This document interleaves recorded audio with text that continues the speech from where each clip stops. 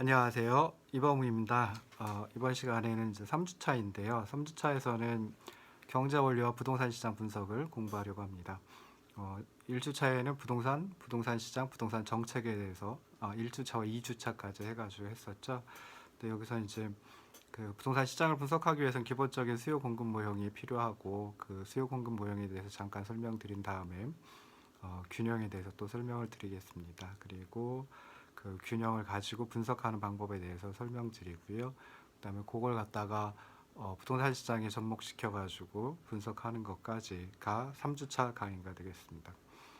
먼저 이제 경제 원리와 부동산 시장 분석에서는 크게 한 5가지 정도를 살펴볼 텐데요. 첫 번째는 시장 균형의 결정 과정을 살펴보고요. 두 번째, 시장 균형이 어떻게 변동하는지 비교 정태 분석을 통해 살펴봅니다. 세 번째, 시장 가격의 변동이 경제 후생에 미치는 효과를 총이어라고 하는 관점에서 살펴보고요. 네 번째, 시장 경제 성과를 자원 배분의 효율성, 형평성 이 두 가지 관점에서 이제 평가하도록 하겠습니다. 그리고 마지막으로 이제 시장 실패와 정부 개입의 필요성, 정부 실패에 대해 설명하는데 이 부분은 시간이 되면 강의를 진행을 하고 그렇지 않으면은 간단하게 요약해서 설명드리고 지나가도록 하겠습니다. 먼저 이제 제일 먼저 나오는 게 수요 공급 모형입니다. 그래서 수요 공급 모형은 경제학의 가장 기본적인 분석 틀이면서 가장 널리 사용되는 분석 도구이다라고 생각하시면 좋을 듯 싶습니다. 수요 공급 모형은 기본적으로 경쟁 시장, 완전 경쟁 시장을 가정을 하고 있습니다. 그래서 완전 경쟁 시장에 참여하는 소비자들 그리고 생산자들의 상호작용에 의해 균형 가격과 균형 거래량, 즉 균형 상태가 결정이 되고요. 여러 가지 요인들에 의해서 이런 시장 균형이 변화하는 것을 설명하는 기본적인 분석 도구이다라고 생각하시면 좋겠습니다. 경쟁 시장 또는 뭐 정확하게 완전 경쟁 시장이라고 하는데요. 다음과 같은 네 가지 조건이 충족되면 완전 경쟁 시장이라고 불러주고요. 그리고 그 완전 경쟁 시장은 경제학에서 생각할 때 가장 이상적인 시장이라고 생각을 합니다. 그래서 왜 이상적인 시장인지 라고 하는 것은 뒤에서 다시 설명을 드리도록 하겠습니다. 완전 경쟁 시장은 네 가지 조건이 있다라고 했는데요. 첫 번째는 거래 대상물인 재화 서비스가 동질적이다. 그 동질성을 가정을 하고 있습니다. 재화 서비스가 동질적이냐 그렇지 않느냐라고 하는 것은 조금 구분하기가 쉽지는 않은데요. 그래서 현실에서는 표준 산업 분류라고 하는 걸 통해 가지고 그 분류상의 세 분류 또는 세세 분류가 세세 분류에 같이 포함이 된다라고 하면 그때는 이제 동질적인 재화 서비스 또는 동질적인 상품이다라고 두고 분석을 하게 됩니다. 둘째는 이제 소비자와 생산자가 매우 많아서 개별 소비자 또 개별 생산자가 가격에 영향을 미치지 못한다라고 하는 게 둘째 조건입니다. 그래서 소비자는 수요 공급 모형에서 수요에 참여를 하고요. 수요 측면에 참여를 하고 생산자는 수요 공급 모형에서 공급 측면에 참여를 합니다. 그래서 이렇게 수요 공급 양 측면에 참여하는 소비자와 생산자가 너무 많아가지고 한 명 한 명의 소비자 또는 한 기업의 생산자가 그 시장에서 형성되는 가격에 영향을 미치지 못한다라고 하는 가정입니다. 그래서 가격에 영향을 미치지 못하고 가격을 주어진 것으로 받아들인다라고 해서 프라이스 테이커 또는 가격 수용자라고 얘기를 합니다. 세 번째는 이제 기업들의 진입과 퇴출이 자유롭다라고 하는 가정입니다. 그래서 지난 주차에도 잠깐 설명을 드렸었는데요. 기업들이 새로 시장에 진입하려고 하면 굉장히 많은 경제적 자원이 필요합니다. 여러 가지 생산 요소들과 같은 경제적 자원이 필요하고요. 기업이 그 시장에서 퇴출을 한다, 빠져나간다라고 하면 그때는 가지고 있던 보유하고 있던 자원들을 좀 처분 또는 처리를 해야 되겠죠. 그래서 이렇게 기업들의 진입과 퇴출이 자유롭다라고 하는 가정 또는 전제는 자원의 완전 이동성이라고 하는 전제하고 이제 맞물려 떨어집니다. 넷째는 모든 경제 주체가 완전한 정보를 가지고 있어야 한다라고 하는 가정인데요. 실제로 여기서 얘기하는 완전한 정보는 뭐 가격뿐만이 아니라 생산 요소가 얼마만큼 투입이 됐는지 또는 뭐 원재료가 얼마나 투입이 되었는지 그리고 언제 만들었는지 그리고 이제 과거, 현재, 미래에 관한 정보까지 모두 다 가지고 있어야 된다라는 그런 조건입니다. 그래서 완전 정보라고 이제 표현을 하는데요. 이 네 번째 조건, 완전 정보 조건은 참 만족하기가 쉽지는 않은 그런 전제 또는 조건이다라고 생각할 수 있습니다. 부동산 시장은 이렇게 그 완전 경쟁 시장 경제학에서 얘기하는 이상적인 완전 경쟁 시장과는 거리가 있습니다.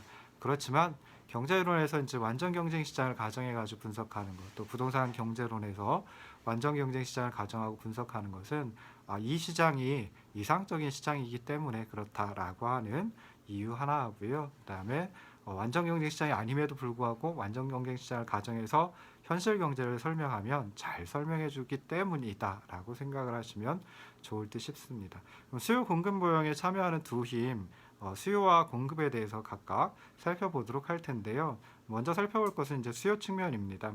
수요 측면과 공급 측면은 어떻게 보면 좀 대칭적이다라고 생각을 할 수 있습니다. 그래서 수요 또는 수요 곡선을 갖다 잘 이해를 하시면 공급 또는 공급 곡선도 잘 이해하실 수가 있습니다. 그래서 먼저 이제 수요라는 걸 살펴봐야 되는데요. 수요는 영어로 demand라고 하고 약자로는 이제 영어 대문자 D로다가 보통 표현을 합니다. 그래서 수요는 정의를 내릴 때 소비자가 재화 서비스를 구입하고자 하는 의도이다라고 정의를 합니다.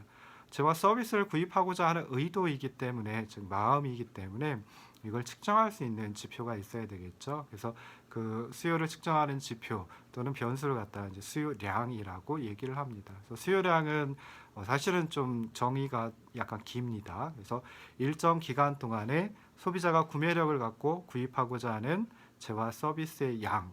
지금 제가 설명드릴 때 두 번 끊어서 정의를 말씀을 드렸습니다. 그래서 세 가지 의미가 이 수요량에 들어가는데요. 제일 처음은 구입하고자 하는 수량이다라고 하는 거겠죠. 그리고 두 번째는 구매력이 뒷받침되어 있어야 한다라고 하는 게 두 번째 조건입니다. 그래서 구매력이 뒷받침되어 있지 않은 수요는 구매력이 뒷받침되어 있지 않은 것들은 수요량에 포함을 시키지 않고 있습니다. 그리고 세 번째가 이제 일정 기간 동안이라고 하는 게 가장 처음에 나옵니다. 그래서 일정 기간 동안에 측정하는 변수를 보통 유량 변수, 영어로 이제 플로우 변수라고 얘기를 합니다. 그래서 유량 변수는 일정 기간 동안에 측정을 하는 변수를 유량 변수라고 얘기를 하는데요. 반대되는 개념은 이제 저량 변수라고 하는 게 있습니다. 그래서 저량은 영어로 이제 스탁이라고 표현을 하고요. 저량은 일정 기간 동안에 측정을 하는 것이 아니라 특정한 시점에서 측정을 할 때 저량 변수, 저량의 의미이다라고 얘기를 합니다.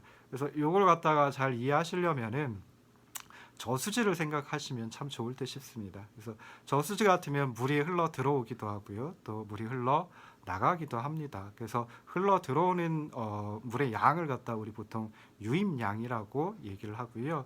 흘러 나가는 양은 유출량이라고 얘기를 합니다. 그래서 유입량과 유출량을 잰다라고 했을 때는, 측정한다라고 했을 때는, 그래서 어떤 특정 시점, 뭐 예를 들어 가지고 2020년 1월 1일 0시 0분 0초 현재 이렇게 해가지고 측정하지는 않습니다. 그래서 특정한 시점, 뭐 예를 들어 가지고 지금 1분 동안에 흘러 들어오는 양, 1분 동안에 흘러 나가는 양, 또는 뭐 1시간 동안에 흘러 들어오는 양, 1시간 동안에 빠져나가는 양, 뭐 이렇게 측정을 하죠. 그래서 그런 변수를 갖다가 유량 변수라고 얘기를 하고요. 저수지에 고여 있는 물의 양은 저수량이라고 얘기를 합니다. 근데 이 저수량은 일정 기간 동안에 측정을 하지 않죠. 그냥 몇 시 몇 분 몇 초 현재 저수량은 얼마이다. 이런 식으로 이제 측정을 합니다. 얘기를 합니다. 그래서 이렇게 특정 시점에서 측정하는 변수를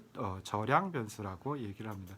대표적인 경제 변수 중에 유량 변수는 소득이 있습니다. 그래서 소득을 얘기할 때 우리가 그냥 너 소득이 얼마니? 라고 물어봐도 그 소득은 1년 동안의 소득 연봉, 또는 한 달 동안의 소득 월급, 또는 뭐 일주일 동안의 소득 좀 주급, 뭐 이런 식으로 이제 얘기를 하지요. 그래서 그 소득이 유량 변수의 대표적인 것이고요. 그다음에 저량 변수의 대표적인 것은 이제 대표적인 경제 변수는 재산이 있습니다. 그래서 재산을 갖다 물어볼 때 너 지난 1년 동안의 재산이 얼마야? 이렇게 물어보지는 않죠.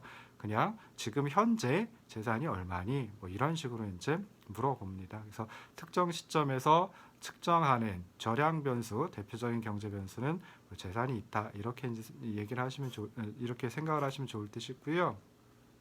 자, 그래서 수요 곡선은 그러니까 수요는 보통 이제 아까 말씀드렸듯이 소비자가 재화 서비스를 구입하고자 하는 의도이다라고 얘기를 하는데요. 그걸 측정하는 게 수요량이라고 하는 변수라고 했죠. 그래서 특히 이제 수요량에 영향을 미치는 변수들이 여러 가지가 있습니다. 수요량에 영향을 미치는 변수는 소비자의 소득이 수요량에 영향을 미칠 수 있고요. 소비자의 기호, 관련된 재화의 가격, 미래에 대한 기대, 뭐 이런 것들이 수요량에 영향을 미칠 수 있습니다. 그때 이제 가격 이외의 것들은 그냥 그대로 있다라고 치고요. 그리고 가격과 수요량 간의 관계, 그걸 갖다 또 수요라고 얘기를 하기도 합니다. 그래서 수요는 애초에 정의는 소비자가 재화 서비스를 구입하고자 하는 의도이다라고 생각을 하시면 좋고요. 그 다음에 또 다른 의미는 어떤 것이냐면은 가격과 수요량의 관계를 수요라고 한다라고 생각하시면 좋겠습니다. 그래서 수요 곡선은 그 재화의 가격 그리고 그 소비자가 구입하려고 하는 재화의 수량, 가격과 수요량 사이의 관계를 이제 평면에다 그려주면은 수요 곡선이다라고 얘기를 합니다. 그래서 구체적으로 표현하면은 소비자들의 소득, 기호, 관련된 재화의 가격 등 그 가격 위에 수요량에 영향을 미치는 변수들이 주어져 있을 때 그때 어떤 재화의 가격이 하락하면 소비자들의 수요량이 증가하고 그 재화의 가격이 상승하면 소비자들의 수요량이 감소하는 관계, 요놈을 갖다가 수요의 법칙이라고 얘기를 하고요. 이 수요의 법칙을 나타내주는 곡선을 수요 곡선이라고 한다라고 생각하시면 좋겠습니다. 그래서 보통 재화의 가격하고 수요량은 반대 방향으로 움직이거든요. 그래서 다른 조건이 불변일 때 어떤 재화의 가격과 수요량이 서로 다른 방향으로 움직이는 현상을 수요의 법칙이라고 또 합니다. 그리고 그 수요의 법칙을 반영해 가지고 수요 곡선은 우하향하는 형태로 나타나게 됩니다. 그래서 16페이지 그림을 보시면요. 평면이 하나 있는데요. 평면이 어떤 평면이냐면 종축의 가격 앞잡다가 이제 P라고 보통 표현합니다. 그 다음에 횡축에 보시면 가로축에 보시면은 수량 Q라고 되어 있습니다. 그래서 이렇게 가격이 세로축에 있고 수량이 가로축에 있는 가격이 Y축에 있고 그다음에 수량이 X축에 있는 이런 평면에다가 수요 곡선을 그려 보면은 그림에 있는 것과 같이 우하향하는 형태로 나타납니다. 그럼 이 수요 곡선을 갖다가 읽는 두 가지 방법이 있거든요. 수요 곡선을 해석하는 두 가지 방법이 있습니다. 첫 번째는 여러분들이 전에 경제학을 배우셨던 것처럼 그냥 가격이 주어지면 수요량은 얼마이다 이렇게 해석하는 겁니다. 그러니까 기준이 가격이 주어지면 이 기준이 되는 거죠. 그래서 가격 그 그림에서 16페이지 그림에서 보시면 가격이 P0로 주어지면 수요량은 Q0이다. 또는 가격이 P0이면 수요량은 P0이다. Q0이다. 이렇게 이제 해석하는 방법입니다. 조금 더 나가서 보면요. 가격이 P0에서 P1으로 하락했죠. 그래서 P0에서 P1으로 하락하면 수요량은 Q0에서 Q1으로 증가한다. 라고 또 읽을 수 있습니다. 해석할 수 있습니다. 그래서 이렇게 해석하는 방법이 첫 번째 방법인데요. 다른 변수들은 수요량에 영향을 미치는 다른 모든 변수들은 변화하지 않고 오로지 그 재화의 가격만 변화해 가지고 수요 곡선상의 한 점에서 다른 점으로 옮겨갑니다. 그래서 이놈을 갖다가 수요 곡선상의 운동 또는 수요 곡선상의 움직임이라고 얘기를 합니다. 두 번째 수요 곡선을 해석하는 방법은요. 이제 거꾸로입니다. 그래서 횡축인 가로축인 수량을 먼저 가지고 살펴봅니다. 그러니까 수량이 기준이 됩니다. 그래서 수량이 Q0로 주어지면 그때 수요되는 가격 P0이다라고 해석하는 방식입니다. 첫 번째 해석하는 방식하고 그 축이 바뀐 거죠. 그래서 기준이 수량이 주어지면이라고 기준이 바뀝니다. 그래서 더 나아가서 보면 수량이 Q0에서 Q1으로 증가하면 그때 수요 가격은 P0에서 P1으로 하락한다. 이렇게 이제 해석할 수 있습니다. 그래서 이 두 번째 방식은 결국은 수량이 주어지면 수요 가격이 얼마이다 또는 어떻게 변화한다 이렇게 이제 해석하는 건데요. 이때 수요 가격은 결국 수요 곡선의 높이라고 볼 수 있습니다. 그래서 이 수요 곡선의 높이는 소비자가 이 재화의 마지막 한 단위에 대해서 추가로 지불하려고 하는 최대한의 가격, 지불 의사 가격이라고 얘기를 하고요. 이것은 어떤 것하고 같으냐면은 소비자가 느끼는 추가적인 편익, 뭐 경제 용어로 한계 편익이라고 얘기합니다. 영어로 marginal benefit이라고 얘기를 하고 줄여서 MB라고 대문자 MB로 표현합니다. 그래서 수요 곡선의 높이는 수요되는 가격, 추가로 지불하려고 하는 최대한의 가격, 수요 가격이 되고요. 그 다음에 뭐하고 또 똑같으냐면은 소비자가 느끼는 그 마지막 한 단위 소비를 하면서 추가적으로 얻게 되는 만족감, 그놈을 화폐 가치로 평가해 놓은 거 편익이라고 얘기를 하거든요. 그래서 추가적인 편익을 의미한다라고 생각하시면 좋겠습니다. 그래서 그 그래프에서 보시면 16페이지 그래프에서 보시면 이 재화의 구입량이 Q0이다라고 하면 소비자는 마지막 한 단위에 대해서 즉 다시 말해서 Q0까지 그 마지막 한 단위에 대해서 느끼는 추가적인 편익, 추가적인 만족감, 한계 편익이 결국 수요 곡선의 높이인 P0만큼이기 때문에 최대한 그 마지막 한 단위에 대해서는 최대한 P0까지 가격으로 지불할 의사가 있다. 해서 지불 의사 가격 한계 편익이라고 얘기를 합니다. 그럼 구입량이 Q1으로 증가한다라고 하면 Q1에서 마지막 한 단위 소비할 때 그때 얻는 추가적인 편익, 추가적인 만족감, 한계 편익이 P1이기 때문에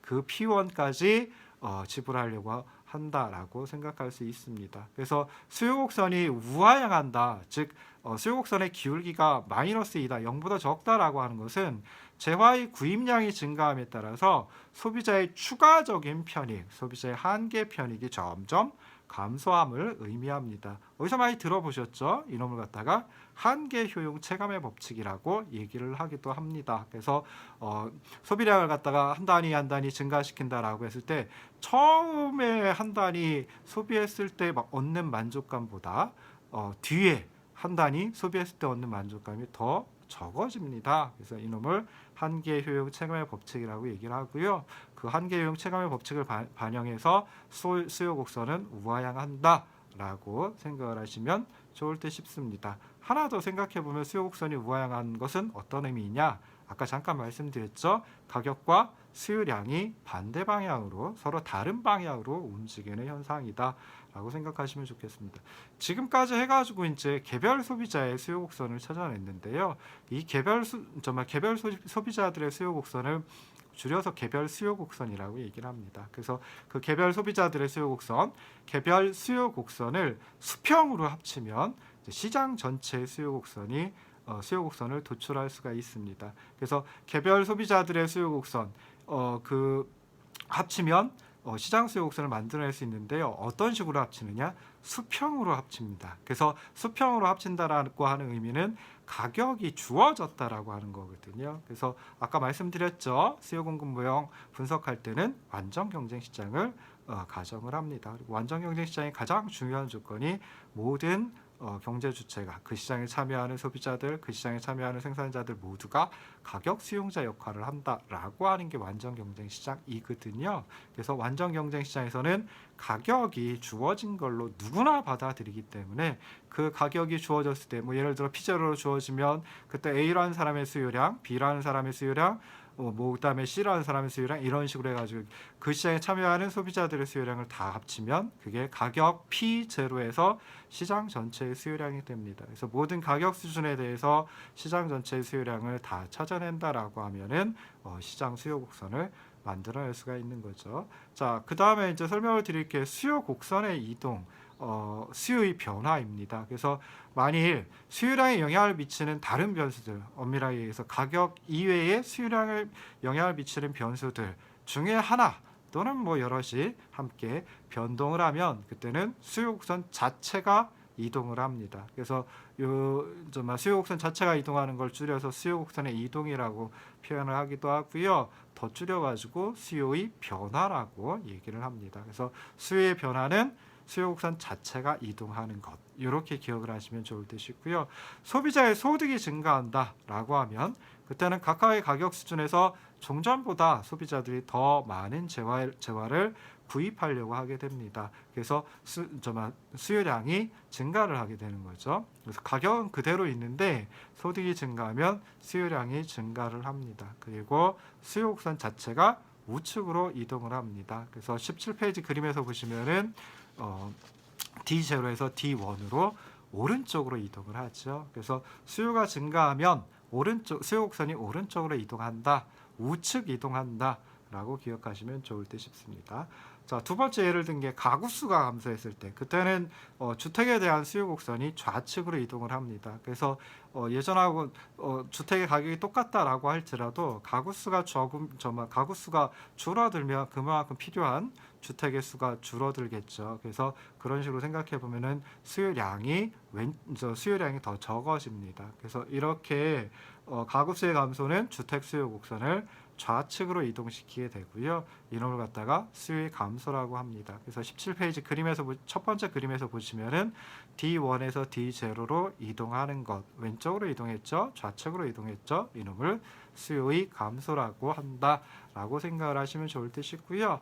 자, 그다음에 뭐 또 관련된 다른 재화의 가격이 변화하면 한 재화의 수요 곡선이 이동을 하기도 합니다. 그래서 다른 지역의 주택 가격이 상승하면 어떤 지역, 분석 대상 지역에 비슷한 주택에 대한 수요가 증가를 하고요. 그래서 수요 곡선이 우측 이동합니다. 다시 한번 더 조금만 더 상세하게 설명을 드리면, 다른 지역의 주택 가격이 상승하면 수요의 법칙에 따라서 그 다른 지역의 주택 수요량이 감소를 하겠죠. 그래서 주택 수요량이 그 다른 지역에선 감소하지만 뭐 비슷한 게 이 지역에 있으니까 이 지역의 비슷한 주택에 대한 수요량이 증가를 해버리게 됩니다. 그래서 다른 지역의 주택 가격이 상승함에 따라 어떤 지역의 주택 수요량이 증가를 하게 되면 수요 곡선이 우측으로 이동을 하게 되고요. 이렇게 관련된 재화의 가격이 상승할 때 한 재화의 수요가 증가하면 두 재화는 대체제이다, 또는 두 재화가 대체 관계에 있다라고 얘기를 합니다.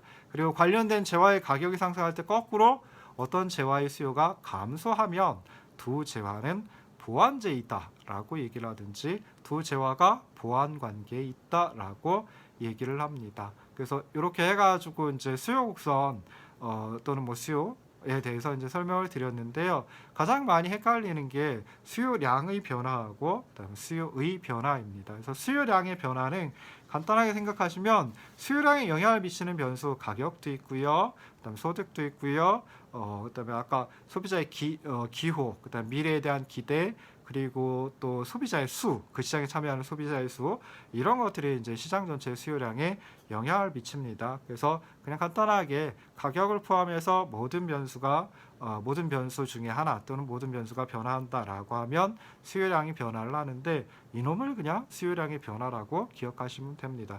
특별히 가격만 변화해가지고 수요량이 변화할 때, 그때는 수요가 변화했다.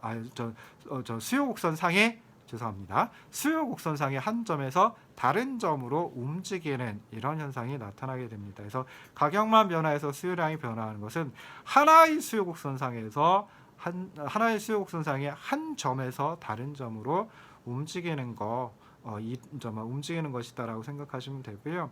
이제 구분해서 기억하셔야 될 것은 수요의 변화이죠. 그래서 수요의 변화는 가격 말고요, 가격 이외의 변수가 변화해서 수요량이 변화할 때 그때를 갖다가 수요의 변화라고 하고, 수요 곡선 자체가 이동하는 그런 식으로 나타나게 됩니다. 그래서 기억하실 때 수요량의 변화는 수요량에 영향을 미치는 변수, 가격이든 가격 이외의 변수든 변화해 가지고 수요량이 변화를 하게 되면 그건 그냥 수요량이 변화했다라고 정말 서술하시면 되는데요, 표현하시면 되는데요. 특별히 가격만 변화해서 수요량이 변화할 때, 그때는 수요 곡선상의 움직임이다, 수요 곡선상의 한 점에서 다른 점으로 움직이는 것이다 라고 기억하시기 바랍니다. 거꾸로 이에 비해서 수요의 변화는 가격 말고 가격 이외의 변수가 변화해서 수요량이 변화할 때, 그래서 수요 곡선 자체가 이동할 때, 이때 수요의 변화라고 한다 라고 생각하시면 좋겠습니다. 그리고 수요 곡선이 오른쪽으로 움직이면 수요의 증가, 수요 곡선이 왼쪽으로 움직이면 그때는 수요의 감소라고 기억을 하시기 바랍니다. 어떤 분들은 수요 곡선이 위쪽으로 이동한다, 또 아래쪽으로 이동한다 라고 표현을 하시기도 합니다. 그래서 수요 곡선이 위쪽으로 변화하는 걸 수요의 증가, 수요 곡선이 아래쪽으로 이동하는 걸 수요의 감소라고 얘기를 합니다. 여기까지는 맞습니다. 맞고요. 그런데 수요 곡선이 우상방으로 움직이면, 그러니까 오른쪽 위쪽으로 움직이면 수요가 증가하고, 수요 곡선이 좌하방으로 움직이면 수요가 감소했다라고 표현을 하시는 분도 있는데요. 엄밀히 얘기하면 이 표현은 틀린 표현입니다. 그래서 아까도 말씀드렸듯이 수요 곡선을 해석할 때는 두 가지가 있는데요. 가격이 주어지면 수요량이 얼마이다 라고 하는 것 하나하고, 수량이 주어지면 수요 가격이 얼마이다 라고 하는 하나, 두 가지가 있죠. 그래서 그런 방식으로 해석하면 좌상방, 우하방 이 표현은 틀린 겁니다. 그리고 또 기억하셔야 될 거, 공급하고 수요는 대칭적이거든요. 그래서 그냥 위아래로 기억하시면은 좀 혼돈이 있습니다. 그래서 그냥 제가 추천드리는 것은 오른쪽 왼쪽, 그래서 오른쪽으로 이동하면 증가, 왼쪽으로 이동하면 감소라고 기억하시면 좋겠습니다. 잠깐 쉬고 다시 돌아오도록 하겠습니다.